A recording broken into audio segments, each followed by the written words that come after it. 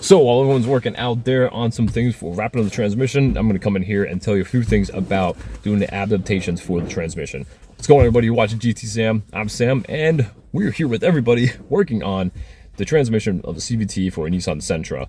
Now, this is kind of a big deal because this thing was dirty, disgusting, and, well, it didn't work anymore.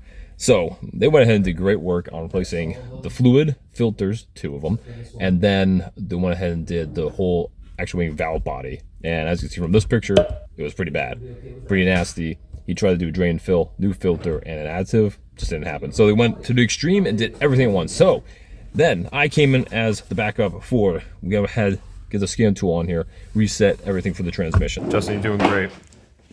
All 3 of us is standing here watching you work now. All right. It's like we have 3 bosses watching one man work hard. Yeah. Oh, you know she has a nail in her tire. Oh, for real? Wow. Actual nail. Good eye. Yeah. A rock. Bam. It's a good nail. So now all we have to do is get this all kind of warmed up here to about 100 degrees, 120 degrees Fahrenheit. Yeah. And then from what it says over there, it's pretty much the same as going with over here too. Make sure that it is, and then we gotta check the fluid level, add more, you know, go through all the gears. Disconnect the sway bar.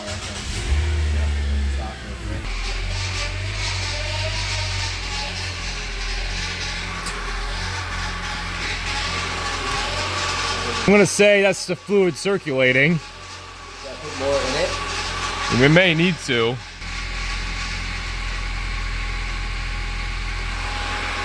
Sounds better already. It does. She was definitely low. Uh-huh. Guzzling. Sucking down air. Gasping for air, man. Alright. Or gasping for fluid, I guess, in this case. Right?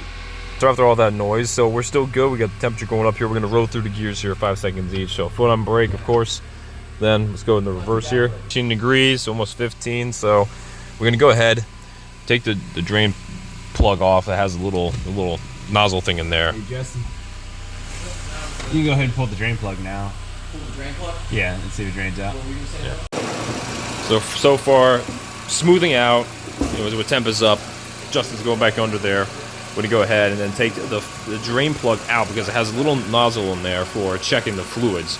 So if we're overfilled or right, we're gonna be having a little bit dribble out. If not, we're gonna add a little bit more, probably a half quart at a time here. So it's time. Haha. Nothing. All So right. we need to put more in it. Yep.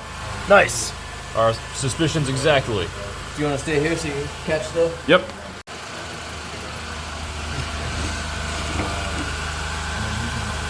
Do you see it? Oh dang! What the heck is what? Yeah, what? It's like just slow trickle down the side here. I think it might be the gasket. Oh really?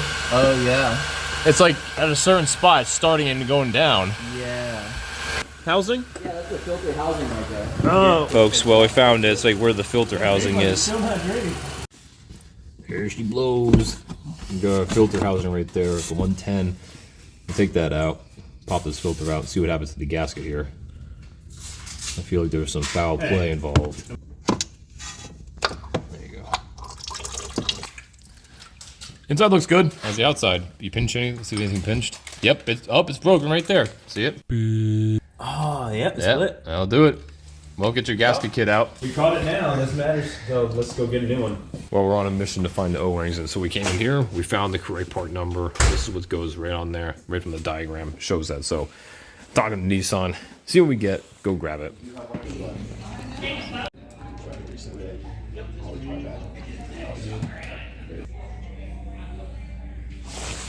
New one of these. But no, you're right, we definitely need that. Well, I don't care where you get a Nissan or Rock Auto, wherever, make sure you replace your gasket seals on these components. The pan, the filters, everything in between. So we finally got it. Then went over to Nissan there. We're installing. So what we're going to do, install it right there. Put a little bit of the fluid on there so everything slides in real nice. We're going to torque it down to, I think, 63 inch-pounds. Is that correct? 62. 62. All right, 62 apparently. So I know my torque specs. yeah. Well, I was going to say pound-feet. That would be a lot. Probably break something. Yeah, probably break up the 10 mil bead bolt. So yeah, definitely don't break that, or it's just gonna be a bad day again. Maybe it gets a little chillier, but Nice. before we get out, throw it on. Thanks. Oh. That sounds like a good pop. Well, that's still. All right, two. Here we go. All right, round two. Cheers. It's that good blue fluid. Good. Good? Yeah. Woo. Is on me. Okay, we're ready to go again. We went ahead and back into the car. Everything's back in place. We topped off the fluid, and we're ready. Fluid's good. Went through all the gears. Time for a test drive. Let's see how we do.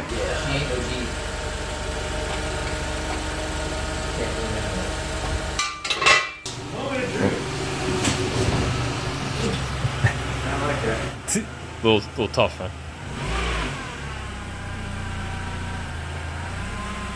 Yolanda kind of has a face. I'm not sure.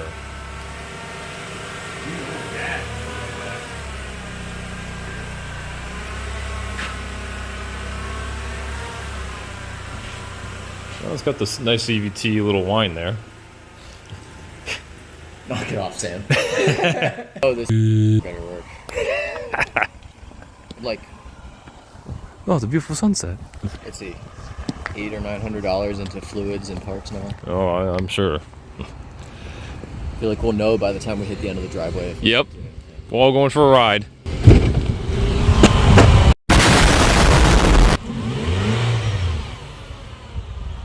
Easy on, go easy on the gas. Let's see. What are you in? I went to reverse. I'm going first. Drive. It's gonna take a second. Wait, there it is. Put it in low. Can you build like the revs like just I don't know, like kind of like no. Yeah, I think neutral. But reverse works. Apparently. This is gonna be an interesting one. Body control module. It's oh wait, what's this? We have a PNP/clutch SW. What body control though? No legs. We just look up on our phones. To the internets. All right, so we came to the conclusion that this body control module code is B2604. And it's to do with the body control module, computer of course, but it's to deal with park and neutral. And like we showed before on the dash, it doesn't show that. So we have some kind of miscommunication or some kind of programming issue, TCM issue or something like that. So we're gonna dig into why that's happening. That's probably why drive is not working at all. It just can't, it's not understanding. So a little more research into this now, but as you can see, we're well back into the garage, back to working on this. So we'll see you in a little sometime later. Day 2. That is one beautiful shirt. I know. I figured I'd wear it so we can get an Heck, official video. heck yeah, wearing mine too. And it's been about a week or so, and we had brought this Nissan to the dealership to use the Console 3 tool because I did what I could, and it was correct, but we thought we needed something else to actually get everything working with TCM and BCM like that. It failed. Nissan did absolutely nothing. They couldn't communicate with it. So we have a bigger issue: grounding, fuses, boxes, something like that. So I'd hate to take the transmission apart, but we're gonna try everything else. It's easy first. I'm gonna go from there. All right, Justin. Well, the results that we think are in, right? Yeah, I think it's a guilty verdict. Yep. I'd say that too. So what we came down to, we checked the codes. We still have the codes for the BCM, and then we have a new solenoid one for the switch B on the valve body. And then we're still getting no... Yeah, there's no indicator lighting up for park or neutral. The indicators do come on for reverse, drive, and low. Right. And then, so we checked all the fuses, checked all the... I'm wondering, is this part actually good at all? We think that maybe the valve body, there's something wrong with, like, the B solenoid. That's what I'm thinking. That's kind of what we kind of came up with. And so it's like, that kind of stinks because we did spend a couple of dollars on eBay for an OEM part. Was this a bin special where it's like an open box, someone returned it, wasn't really working right?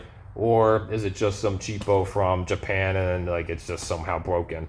We don't fully know, but that's what we're gonna find out. We may even just try to do a little more fun troubleshooting and do like a $150 one from eBay, one of those junky specials, but who knows? Maybe it actually work. Maybe there's something in there with the electrical issue that we need to figure out. So that's kind of what's happening next here. So what we decide and what we do, we'll see what happens, you know, in the next video that comes up here. 3 days later. Or something like that, or whatever. Alright, so how many guys does it take to work on the transmission once again? There's 3 more on the way. Oh, good. Soon we'll just like lift a car and like take it to the dumpster. No. Someone actually literally. All right, we're back. We are bore scoping right into where the CVT belt is because we want to find out what's really going on here. So we brought the tools out for that. We got the whole guide printed out because I'm a printer man, and so we want to see how bad everything is. So that's kind of what the belt's going to look like. We're just going to check the condition and everything like that. See what we get here. Yeah, that's smooth, man. So here's what we're doing. We're reviewing the footage right now. We're supposed to have more ridges on the side. Doesn't matter about the top really, but just on the sides. It's supposed to be like kind of like grippy material, some lines. But if it's like any way damaged in any way, shape, or form, then it's no good. Yeah, just like this. So see, it's got the nice grip. This is like nice, new, and like clean, well maintained. And then you got all this junk. I was like kind of like morphing into each other, polishing down on chunks. That's what it looks like. That or very chunky, yeah. So, but ours looks maybe worse than all this. Like maybe it's ground down and like burnt and melted to a crisp at this point. So I mean, this is some pretty darn good evidence almost. Should we play some more? Yeah, let's play some more. This is our home movie. It's just there's no like. So as I was saying to Justin here, if we were like had some kind of like slots in between and like maybe it's folded a little bit, maybe it's just like really circular over some kind of bearing or something like that, maybe, but it kind of looks like it's kind of like losing the edge there a lot. It's just smooth and it's kind of like morphing into itself a little bit, so it's not pretty and smooth. So yeah. Determining factor is leave it up to Justin as the owner. So yeah, I mean I think she's cooked. It's over. That's what you think, right? Yeah, it's toasty. It still smells like the fluid in here too. Yeah, it does. And that's after 2 flushes. Yeah, and the fluid still is kind of dark as well. Dark. So I don't think we're really helping with anything here. So no. Yeah, we just kind of came to the determining factor. It's kind of about it. So smooth everywhere and not great. So instead of wasting more time and money, it's just like we're just gonna put it back together, put the fluid in there. I guess. Yeah. Got 170,000 miles on the original CVT. Yeah. With no transmission fluid changes. Yeah. Honestly, pretty good overall. Yeah. That's impressive. So back to this. So looking at this, we have like some stamping right here, and then look at these valve bodies. They're all closed off on top. Now I know this is dunked in fluid, so it doesn't matter too much, but this is like fat wide open right there. That's just exposing the copper coils, but then there's no stamping on here then too. So I'm still suspicious. The wiring color is different. I mean, wires are wires sometimes. It doesn't really matter as long as in the right spots, but still. So for kicks, since we're kind of deeming this thing as just trash, what happens if we put the old valve body back in, clear codes and see if we actually have all the drive selections on the screen and actually does anything? Curious. Well, after we give this a little squirt of cleaning, let's pop it back in and see what it does. Well, we took a look at the pan and we see lots of good stuff in there. Not just like 1 or 2 things. We see rubber, plastic, black, silver, glitter, all the good stuff. So you can see like particles and specks. There's some glitter right there. Yeah, it's looking nice. You tilt it the other way. We saw some good stuff on this side. Oh, yeah, tilted that way. So, I'm sorry. Yeah, so I've got this little streak of stuff. Yep, oh, there's more. And this is a clean pan before we start, so I think the filters have just like gone bye-bye. Oh, he's going for it already. It goes into all the gears immediately, like park shows. No, it doesn't. Well, park shows, look. Reverse. Shifts into and reverse. I hear it. Neutral, wait. I don't know, should we try to drive already? Dude. Well, this is what it was doing, but it was still like limping. Well, remember, from this, you mean from the original? Yeah, with the original valve body. It was still doing that though. Yeah, but maybe we should just try to reprogram it with the original valve body. Yeah, but what I'm saying is like, the new valve body has something wonky then. Yeah, for sure. Dude. Yeah. But Okay, if you try to like put it in drive, will the wheels spin? We're not touching anything, are we? No, we're not touching anything. Let's see. Dude, they spin! No, they don't. Man, Or it's not bad sketch. genuine Nissan. Nah, I'm highly suspect about it. Like I said, eBay parts, man. Yeah. They got the labels. The turns have table.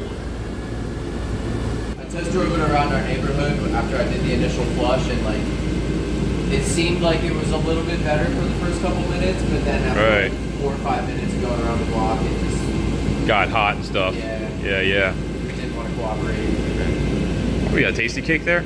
Little diabetes. Nice. Base. Feel good. Mhm. Christmas Day. It moves. It moves like a normal car. Does it?